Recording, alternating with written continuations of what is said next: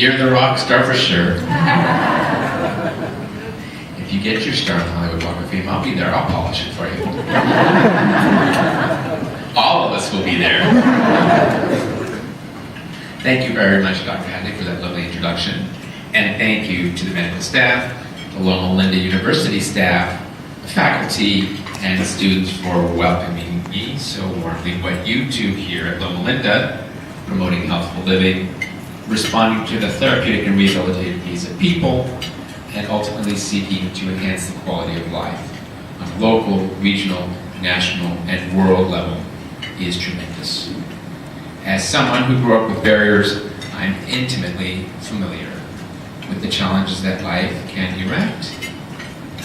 And yet, I am convinced that the work and the education that you do, that you provide for people like myself, and for millions of others in whatever barriers that they may face, and let's admit now, that all of us have barriers of one kind or another. It's just about how you choose to overcome them. We can ultimately achieve greatness, all of us. So thank you for what you do. And I want to thank the interpreters here at our table, right over here. Recently, a news item appeared about a group of British researchers who were able to rebuild the nerves in the ears of gerbils.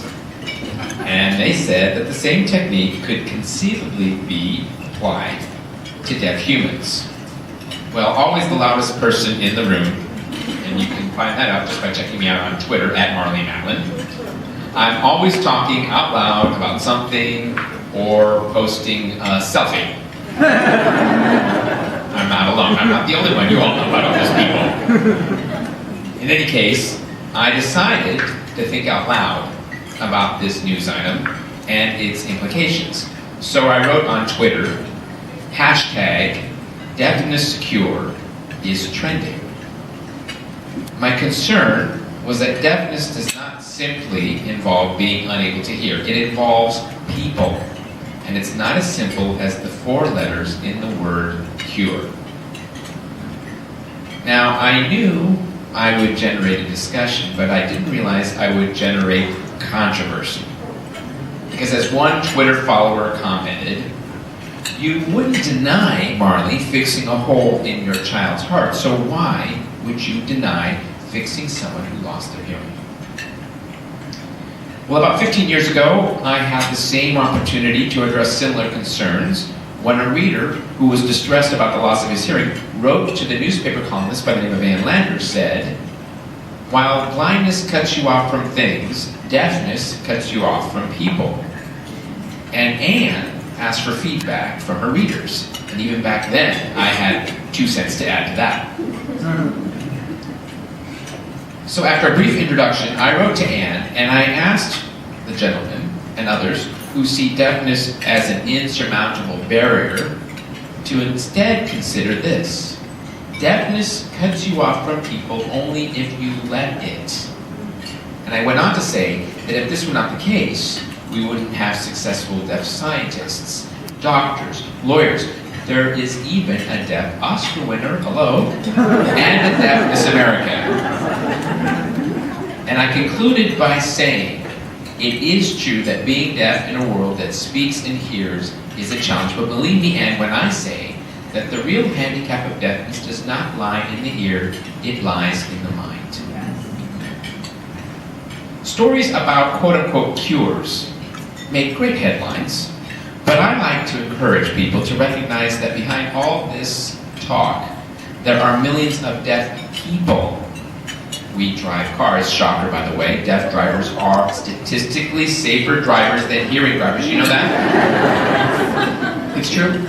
We have families, jobs, and productive lives. So rather than view us as people with a handicap, I like to encourage people to look at us as people with abilities rather than disabilities.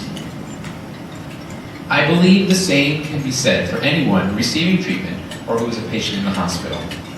We can spend all our time talking about the types of diseases, talking about cures, talking about treatments, but at the end of the day, at the end of each day, we're talking about people. They are mothers, fathers, sisters, brothers, loved ones who are facing extraordinary challenges, and they are not the disease. People, they are just people who deserve love and respect. It's the same philosophy that guided my parents, to never let deafness get in the way of achieving my dreams, to never let deafness define me, and which allows me to be with you here today. You know, if you look up my name on Google or in Wikipedia, you might see that I became deaf when I was 18 months old as a result of a childhood illness called roseola. But this is not true. The truth is that doctors were and have been unable to this day to pinpoint what caused my deafness.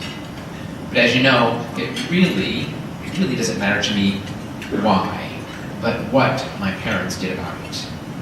And though at first my parents were devastated, so much so that my mother said to a reporter many years later she had never even seen a deaf child, so she and my dad had no idea what they would do, they learned very, very quickly to stand up, take stock of the situation, and ask questions.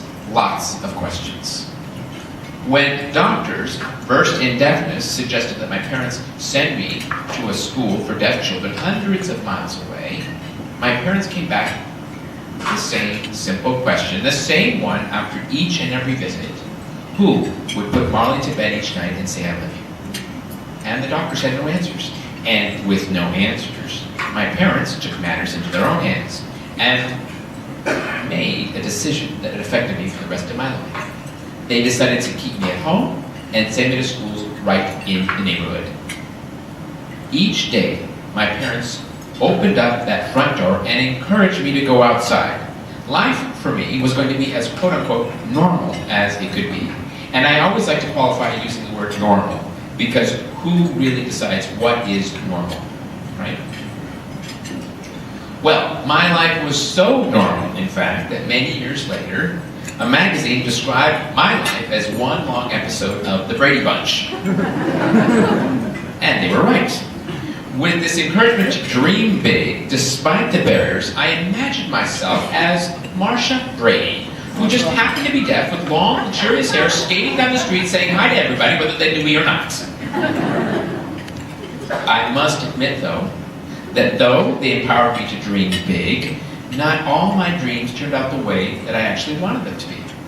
Despite the fact that I'm known as an actress, an author, a producer, an advocate for people who face barriers, as well, I am a mother of 4, as you heard, and being a mother of 4 comes a whole host of other responsibilities.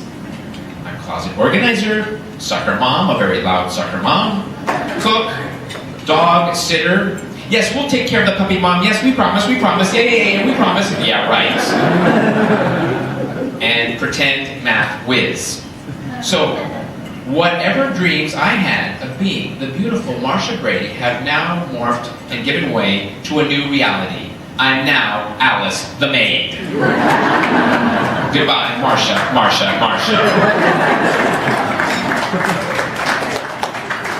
Anyway, it's okay.